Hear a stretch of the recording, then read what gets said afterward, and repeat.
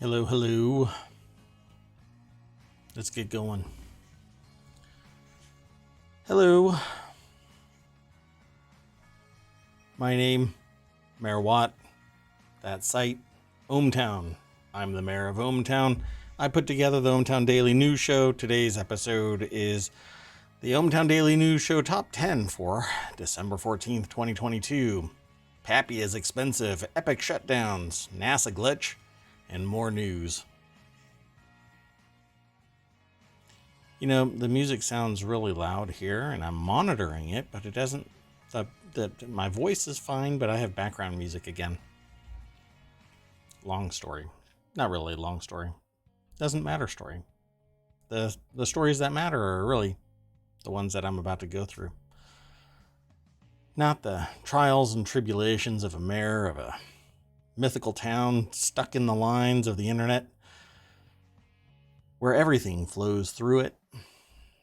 That's right. ohmTown. If you were there, you'd be home. Kind of pithy, huh? Anyway, let's get into today's news. The first one is in the Distillerist channel, which is one of the 6 main channels here at ohmTown.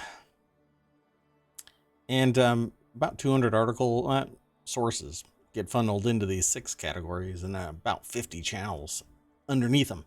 So then I got these 6 main categories and then 50 channels.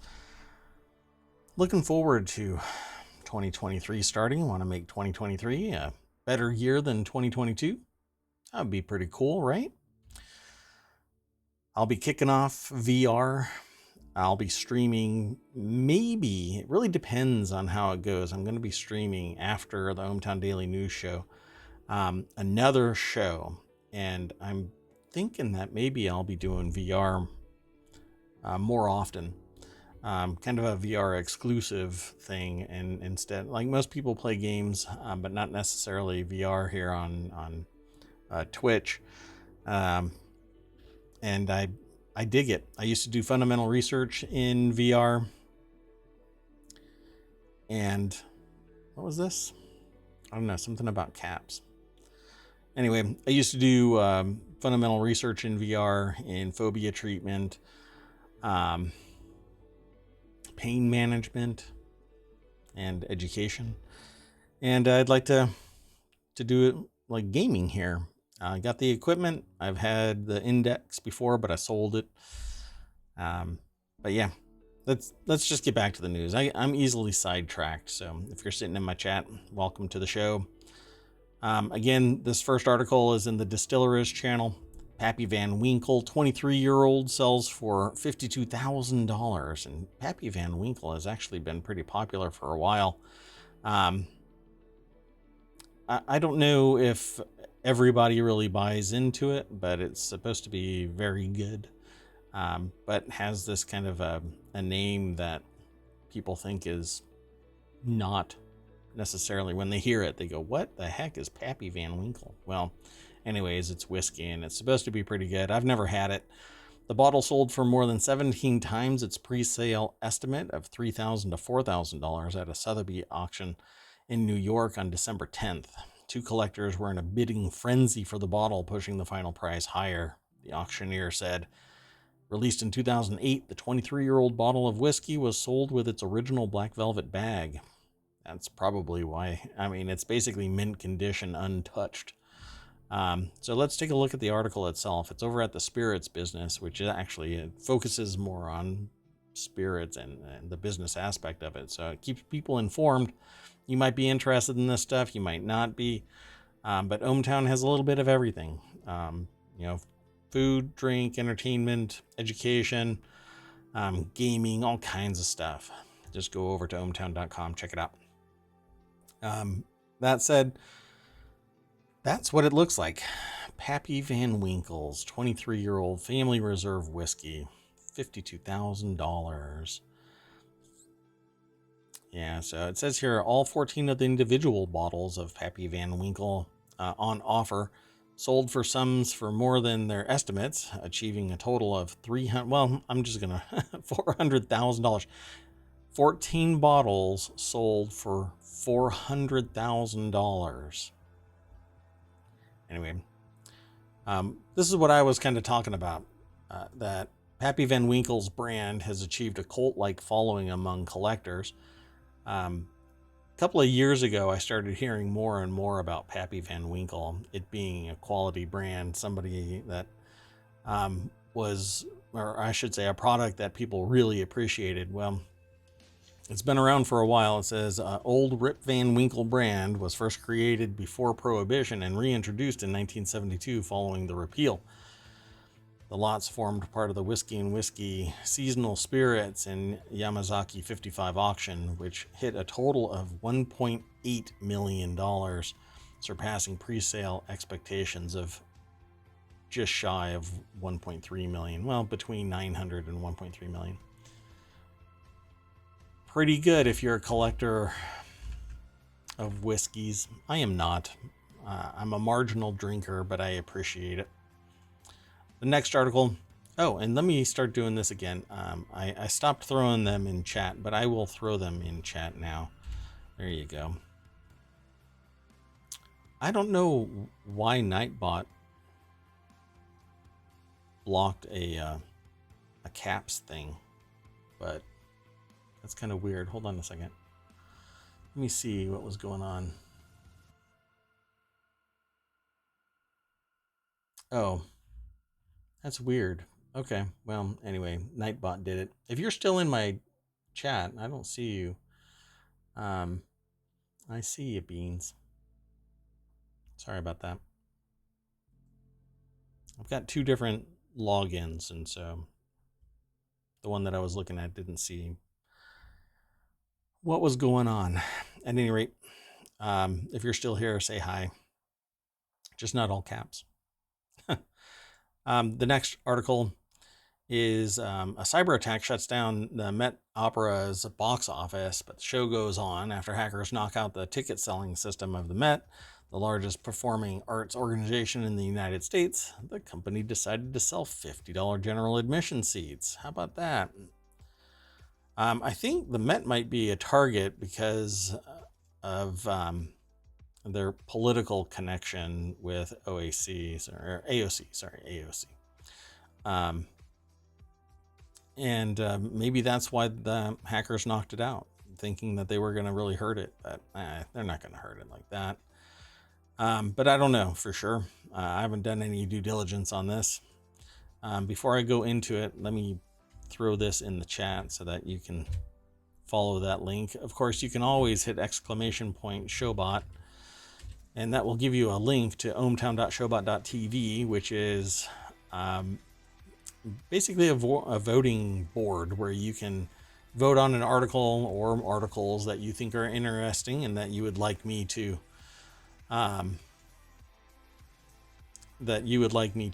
cover more often. Hello, Beans. How are you? Thank you for coming. Can you kind of hear the music? My monitor tends to show it a little bit richer than what goes out over to Twitch.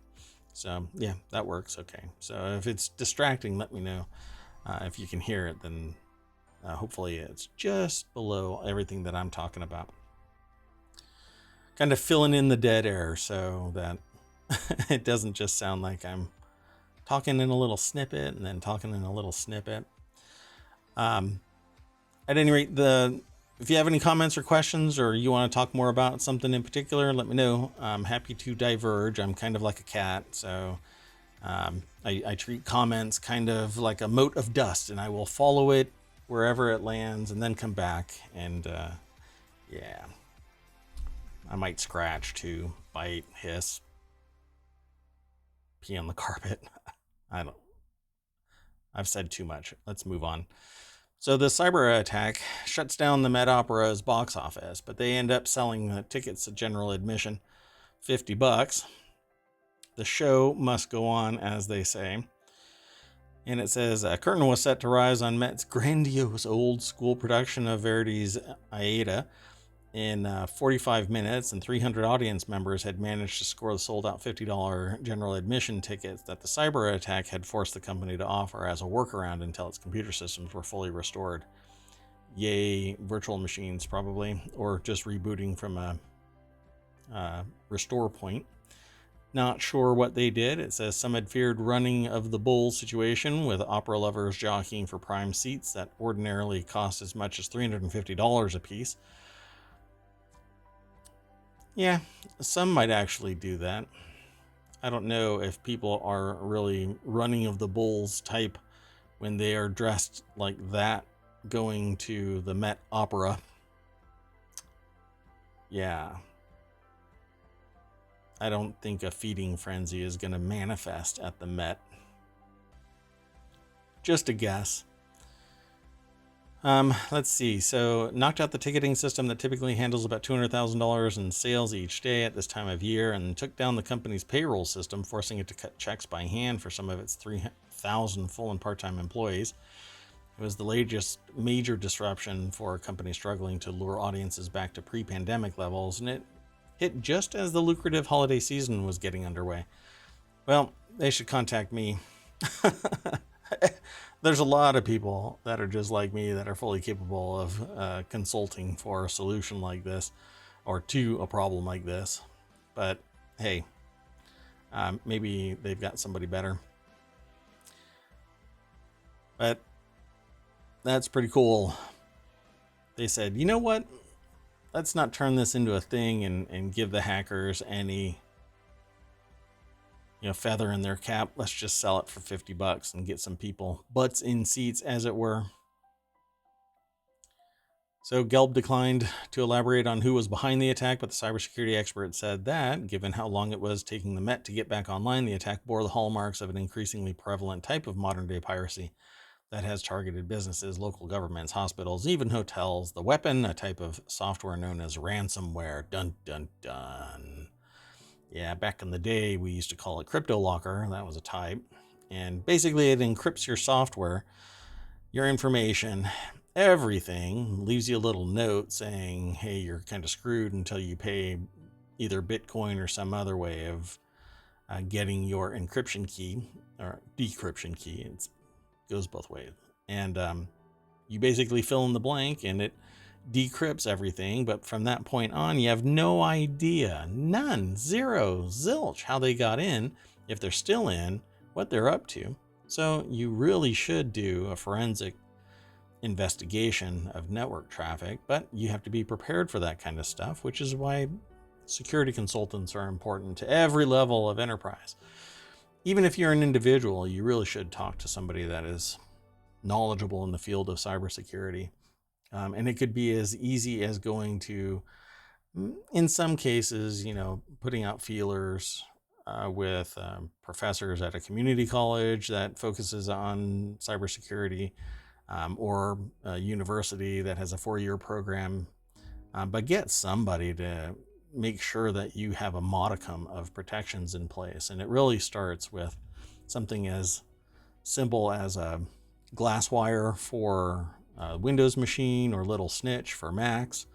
Linux is a little bit more complicated, and you have to be you have to be a lot more knowledgeable about Linux if you're even exposed to the internet on your personal machines or business equipment. And a lot of people sit there and say, well, the weakest link is are people, but some researchers are saying that it isn't necessarily that way. So don't necessarily just be protective of the people, over kind of like hover parenting people within your enterprise. You really should just install some software and start monitoring things, and doing backups regularly. At any rate, the Met went on. Let's go on to the next article. The next article is in the Mobile Channel. Oregon governor commutes all of the state's death sentences. It says Brown, 62, announced the commutations will take effect Wednesday, December 14th, in a full-throated condemnation and repudiation of the death penalty. Taking office in 2015, they have continued Oregon's moratorium on executions because the death penalty is both dysfunctional and immoral. Today, I'm commuting Oregon's death row so that it will no longer have anyone serving a death sentence facing execution in the state. To me, this is it's this has always been a point of contention for some, but for me, I don't think the death penalty should exist. Um, and it's really simple. There's one simple reason. We have a history of making mistakes in the justice system. And when I have conversations with people in the criminal justice system, and the response, and it's kind of a sustained refrain that I have heard over the years, and I've heard them for many, many years, we generally get it right, is not good enough, because you can't resurrect somebody once the death penalty has been performed. I mean, and it really is that. It's a series of steps that put somebody haphazardly to sleep permanently, right? And if there is a single false positive, there is a problem. And so you have to, out of an abundance of humanity, you have to pause or stop wholesale the death sentence. There are other ways of seeking justice, and killing somebody is not necessarily the right. Well, it's never the right way. It really isn't. So kudos to Oregon for taking these steps.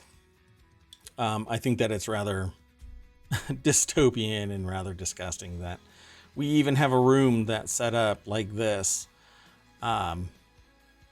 designed to delete people from the planet.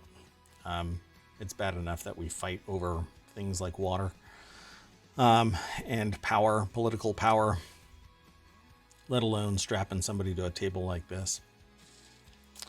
Tim Steele and Nexstar Media Wire put together this article over at The Hill. I don't know if I said it, who it was in the other articles, so let me back up real quick. The cyber attack on the Met was written by Dan Belefsky, and the Pappy Van Winkle was Nicola Carruthers.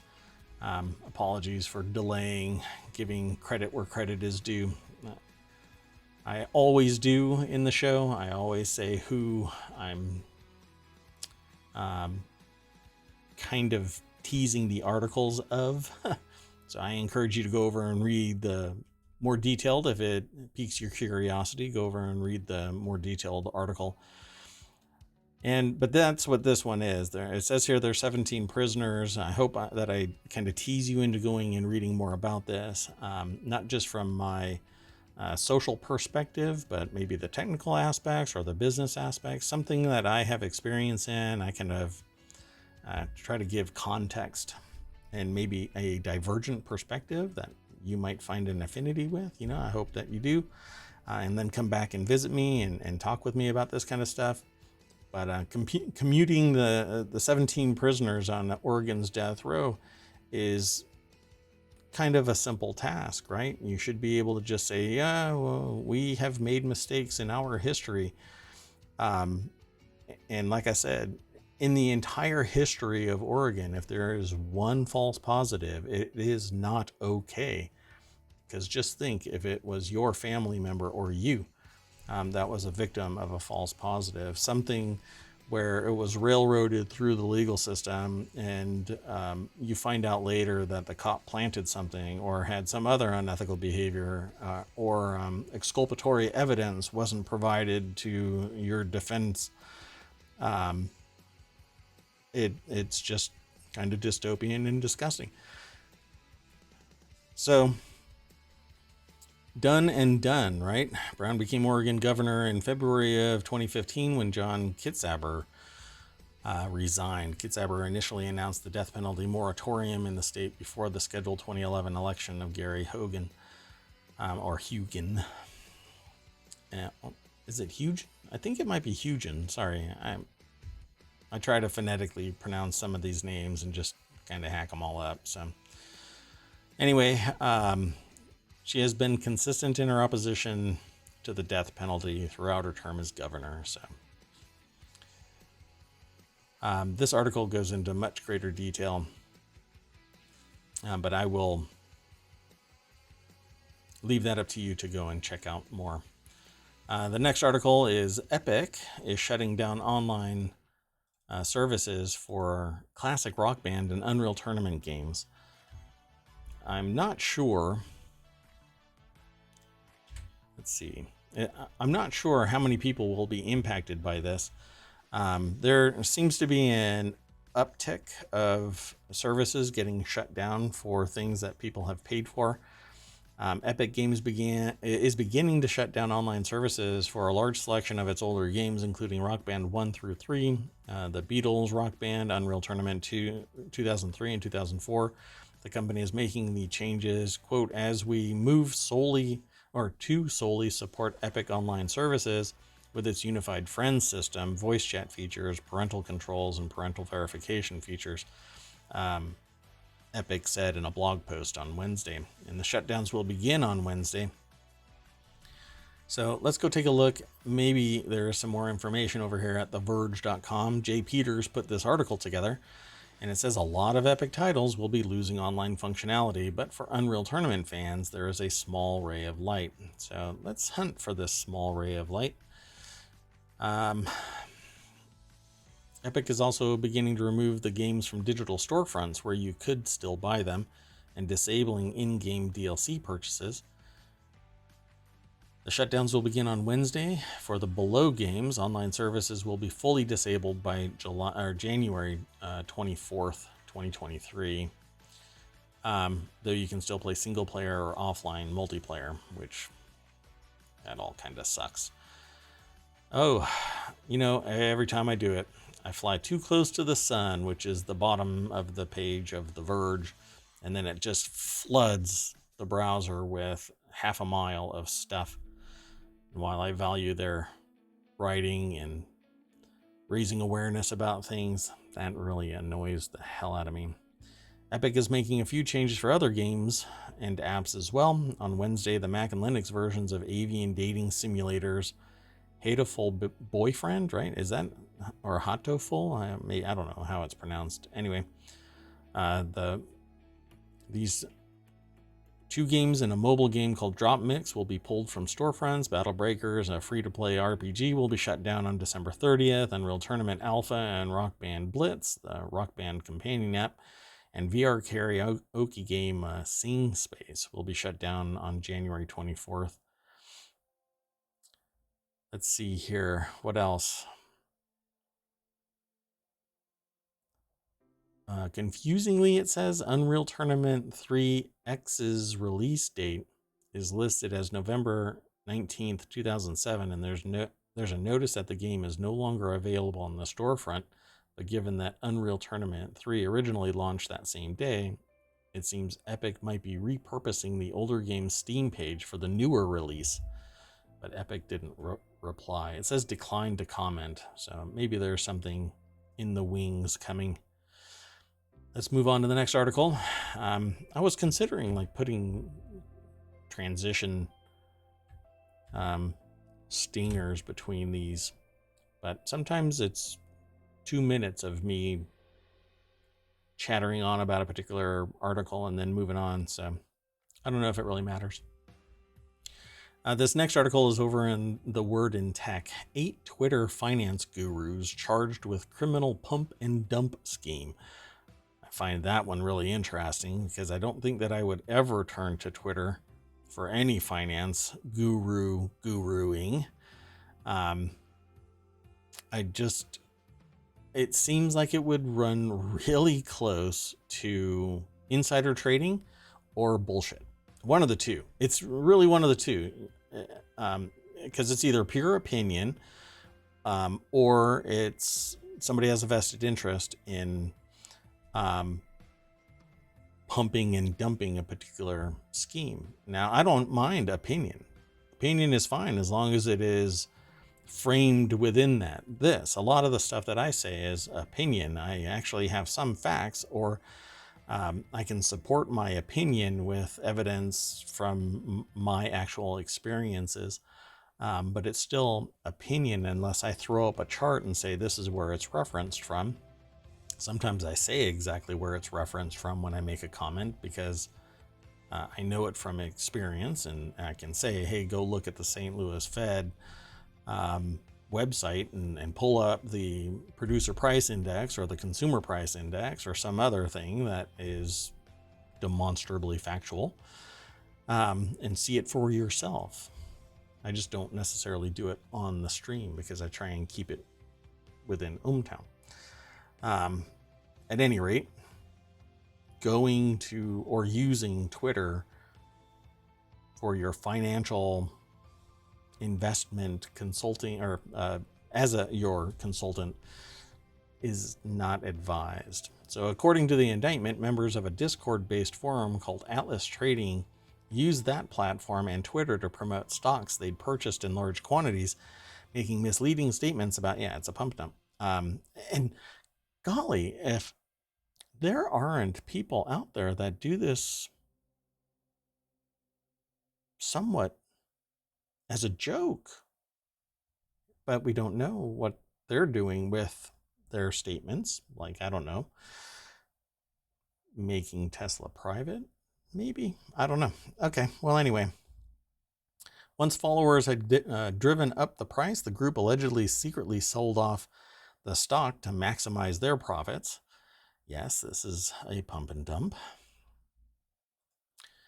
The article was originally over at The Verge, so I thought it was really interesting that it says we're robbing effing idiots of their money. This is equivalent of what Zuckerberg said about people using Facebook, that they too are effing idiots because they provided their personal information. And then he touted that information, that privacy is dead.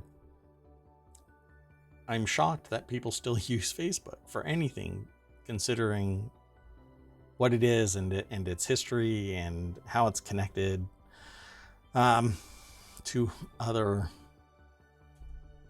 quasi-government agencies and whatnot. I'm going to get in trouble if I keep talking like that. Addie Robertson over at The Verge put this article together. I think it's good that these people have been caught, and I think that Twitter really needs, I don't know, oversight? Oh, you mean the consortium that is now defunct because Twitter got rid of it? Oh, shocking. I wonder when all of these people were actually detected. The conspiracy allegedly ran between January 2020 through at least April 2022. Oh, you mean when there was an oversight committee? Huh. I wonder if in the Twitter files there is evidence that this was actually propelled forward by oversight within Twitter. I don't know. The conspirators included Edward, Constantinescu, who went by Zach Morris on Twitter and currently has 500,000 followers. My God. It is amazing. 500,000 followers, for crying out loud. Are they all bots? I don't know. Perry PJ Matlock, John Rybarczyk, I guess, or Rybarczyk, who went by the Stock Sniper with 267,000 followers. And you know what? Screw it. I'm not going to give them any more attention. The defendants' fraud charges carry a maximum penalty of 25 years each. And the ringleader faces an additional 10 years from a charge of engaging in unlawful monetary transactions. Yeah. You know, I think if a lot of billionaires had the same audit, they too would be charged with 10 years for unlawful monetary transactions. We just don't know because everything is a black box. We'll get to something that is driving my cynicism. I try to be positive about things and just talk about the news and my perspective, but man, sometimes the real talk is cynical perspective. Keeps you safe.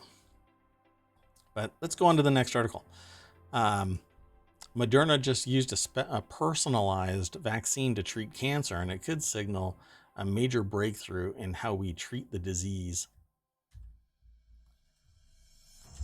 Didn't. So Moderna's cancer vaccine lowered the risk of death and skin cancer recurrence in a mid-stage study. Analysts say the vaccine's long-term success still needs to be proven. Quote, now we are an oncology company, end quote. Moderna CEO, I guess it's Stefan Bancel. I don't know. I've never heard their name, so I try yet again. At least I try. So the biotech company Moderna just announced a significant advance in its efforts to treat cancer. Let's take a look at this article. It's over at Business Insider, and it's by Andrew Dunn. And I think that it's pretty cool. The only way really to treat cancer is either nuke it, which is exactly what gets done. They pour material into your blood so that you can wipe out the cancer and mitigate its poisoning of you. There are chemical beacons and markers in your blood that actually propel the growth and the possibility of it metastasizing. And so we basically do chemo and try and kill everything and not the host. But in the process, it does kill everything. It weakens your immune system. It actually impacts you very, very long term. I won't really get into the anecdotal experience, but let's just say that personalizing a vaccine so that it targets a cancer, and maybe it does something more than this is just the entry level, right? The skin cancer recurrence or risk of death. This is the entry, the gateway for more personalized vaccine targeting of cancer, because cancer itself is personal. When they do a genetic analysis of a cancer cell, it's personal to that particular person's genetic makeup. So if you want to get rid of a personal cancer, and they all are, then you have to create a personal weaponized vaccine to go in there, wipe out the cancer and nothing else. So that's what Moderna is doing. And if they make this happen, this will revolutionize cancer treatment. Really, I just have to say nothing will be the same in terms of cancer. Because hopefully it will do exactly what it needs to do, and it will save everybody from having to go through chemo. I mean, it's just for most people, it doesn't treat them well in any way other than stopping the cancer, or at least mitigating it. So the recent study treated 157 patients with serious cases of melanoma, a common type of skin cancer. The patients had surgery to remove their cancer and then received treatment with either just Merck's cancer drug Keytruda, the current standard of care, or Keytruda and Moderna's vaccine. Moderna designed each vaccine to the unique DNA, and there you go, that's exactly what I was saying, the unique DNA of each person's tumor through a largely automated laboratory process. The group that got Moderna vaccine had a 44% reduction in the rate of cancer recurrence and death compared to the trial participants who just got Keytruda. So, done and done. Now all they do is test it a little bit more and refine the treatment mechanism and the processing mechanism, and ta-da! The Cambridge, Massachusetts-based biotech vaulted to prominence in 2020 by developing one of the first coronavirus vaccines using its mRNA technology. So kudos to Moderna. If only I had purchased their stock. Let's move on. The next article is over in the Hatchadias channel, which is all about business and pivoting, transformation, etc., intellectual property development, etc. I mean, there's a lot of things that we talk about. At any rate, NASA fixed a glitch in Voyager 1 after consulting a 45-year-old manual. The spacecraft was beaming information through a dead computer. In May, NASA scientists said Voyager 1 spacecraft was sending back inaccurate data from its attitude control system. A lot of conspiracy theories were aliens had tampered with it, or some other thing, wormhole or whatever. And in order to find a fix, engineers dug through decades-old manuals. Well, you got a decades-old device, you got to dig through decades-old manuals. Hopefully, they've scanned these things and put them into PDF form so that you can actually scan it. And there isn't somebody sitting there with an old shop manual for their car flipping through page after page, and then when they find where they think that answer is, it's been torn out because everybody else has run across this problem. I've never had to worry about this with a Voyager spacecraft, but a vehicle shop manual I certainly have. That's always lovely. So they solved the mysterious glitch in late August. NASA officials wrote in an update, and turns out the spacecraft was beaming information through a broken computer. That would kind of, who knows, maybe somebody hacked it. An alien out in space hacked it, and it has ransomware on it. And all it's doing is sending back a coded message by an alien asking us if we want to renew our vehicle warranty. This article is over at businessinsider.com by Paula Rosa Aquino. And there is a picture of the Voyager 1 spacecraft. Maybe taken from that Tesla Roadster that's out there. I know, it's probably a render. Oh, it is a render. It says artist concept of the Voyager 1 spacecraft. We have pictures of it. Why? Anyway, somebody probably had to pay for it. So why it occurred is still uncertain. That's because technology fails eventually. I need to upgrade my computer. Computers are pretty expensive today if you haven't looked into them. What should be costing me around $1,600 looks like it's going to be costing me about $3,000. Why it occurred is still uncertain. Engineers think it might be due to the spacecraft's age or location in interstellar space. Shocking revelations. That last comment falls into the no shit news for the night. And after 45 years in space, both spacecraft Voyager 1 and 2 are functioning. In 2012, Voyager 1 became the very first human-made object to venture beyond the boundary of our sun's influence, known as the heliopause, and into interstellar space. It's now 14.8 billion miles from Earth and sending data back from beyond the solar system. I am not Carl Sagan. The next article is over in the Smack Talk channel, and that's because it's all about Mac stuff. And it says here, Steve Jobs' signed letter and Apple IIc prototype heads to auction. I feel like this is an old article, so I'm just going to jump into it because it says it's December 13th, 2022, but I swear I have seen this exact same auction. Malcolm Owen over at appleinsider.com is the author of this. And it says, arguably the biggest Apple-related lot is for a letter from Steve Jobs to Dave Kominiak, dated October 5th, 1976. The letter, a sales pitch for the original Apple I computers, includes a signature from Jobs in brown ink as well as a corrected character. All right. It's joined by an operation manual and an Apple I cassette interface document, housed in original wrappers and held in the original Apple Computer Inc. folder. Man. Well, if you are a diehard and Apple fan and you want to get this, it says here, lots featuring Jobs' signature typically end up with high prices, in part due to Jobs' reluctance to provide autographs. One job application sheet signed by Jobs sold for over $222,000. I don't know how that was ever allowed, but okay.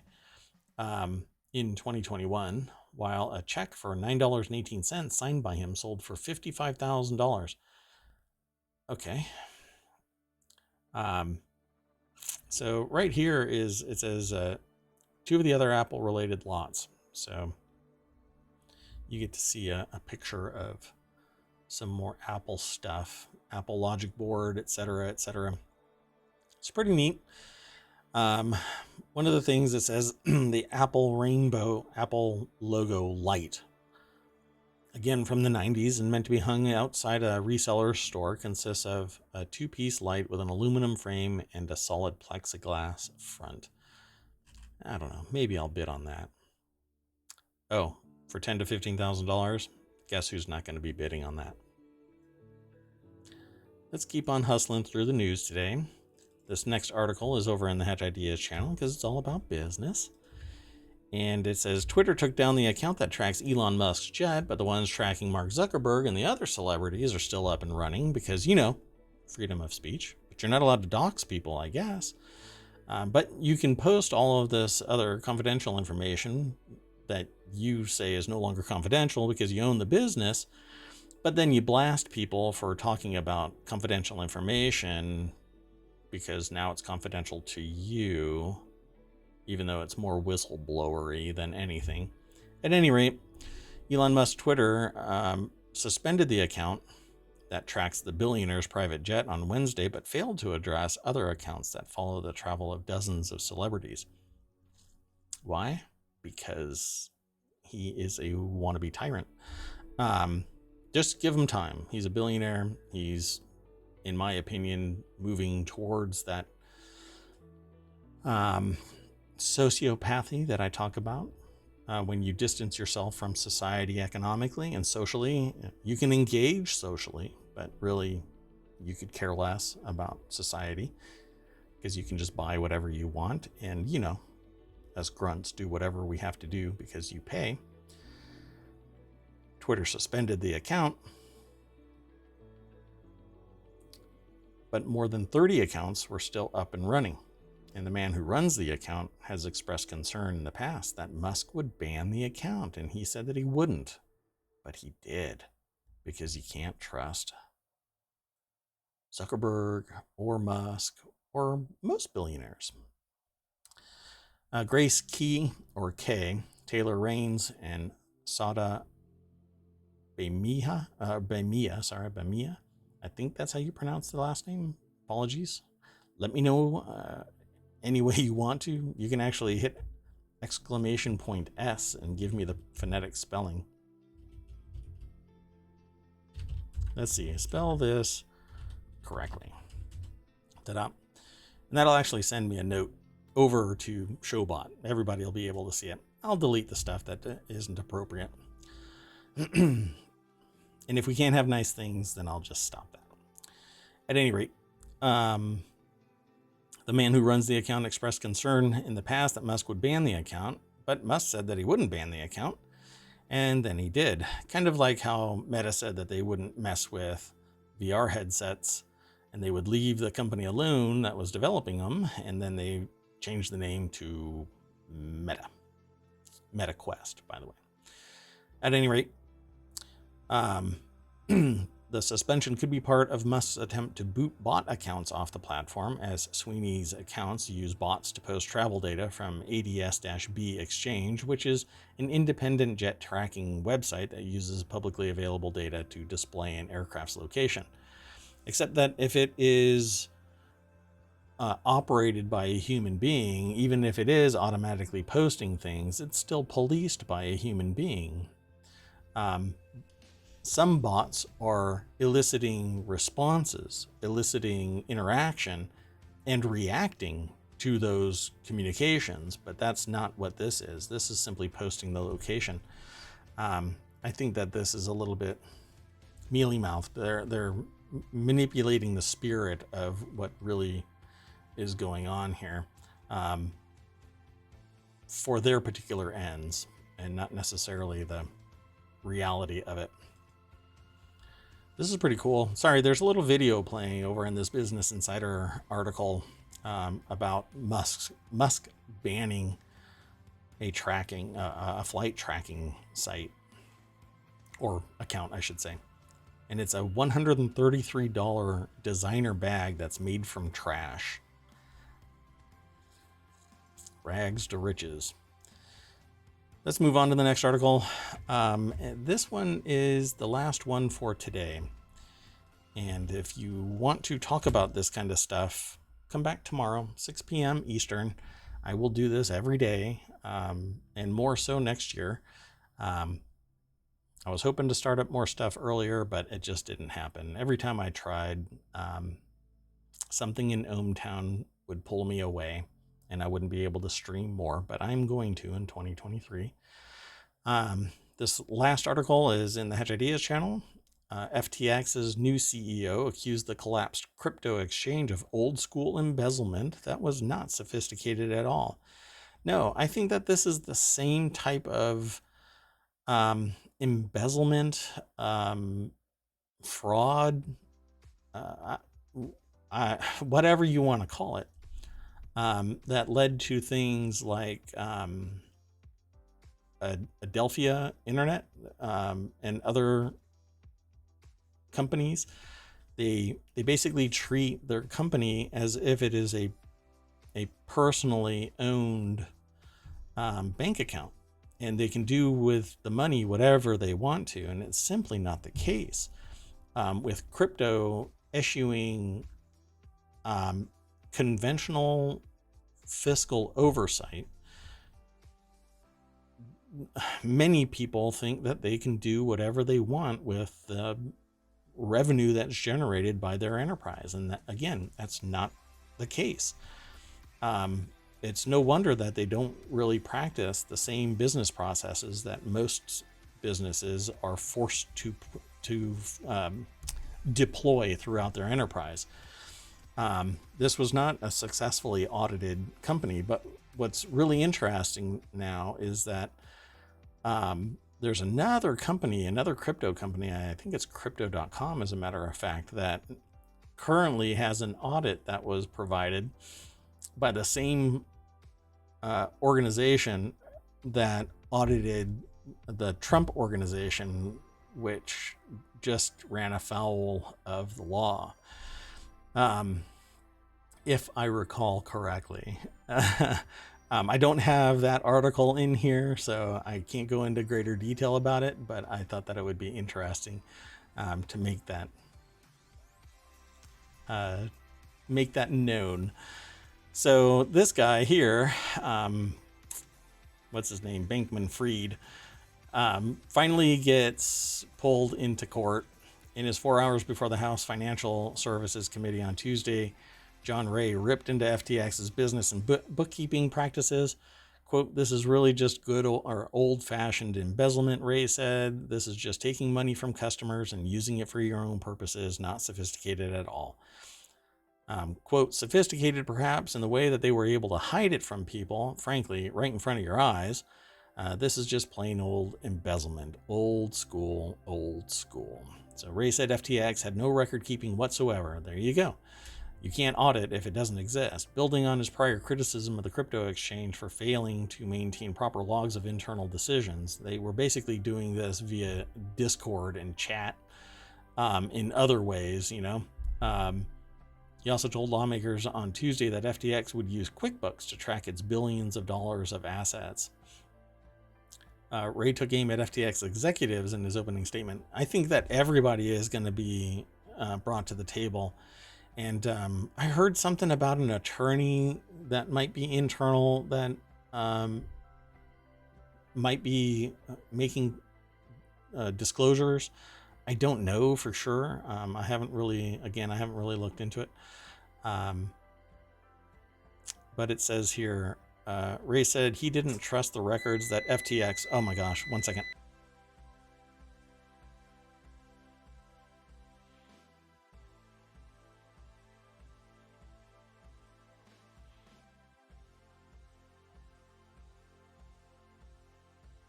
Okay, that was interesting. Sorry about that.